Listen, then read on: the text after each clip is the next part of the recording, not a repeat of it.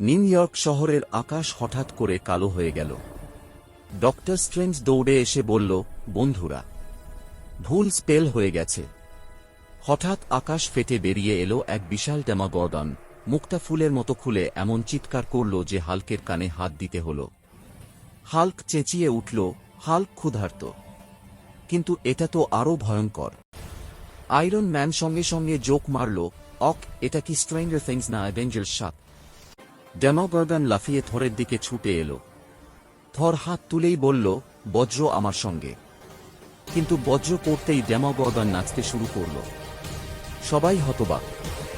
Spiderman হেসে বলল, ভাই, এটা তো ডজ পেয়ে গেছে। সে সঙ্গে সঙ্গে জাল ছুঁড়ে ডেমাগর্গনের মুখে লাগিয়ে দিল। ডেমাগর্গন রেগে গিয়ে বিশাল গর্জন করল। তখন ক্যাপ্টেন আমেরিকা ঢাল ছুঁড়ে মারতেই ঢালটা বাউন্স করে ফিরে এসে হাল্কের মাথায় লাগল। হাল্ক বলল, কে ঢিল মারল? শেষে ডক্টর স্ট্রেঞ্জ টাইম পোর্টাল খুলে বলল, ফিরে যাও তোমার সিরিজে। সবাই একসাথে আক্রমণ করল।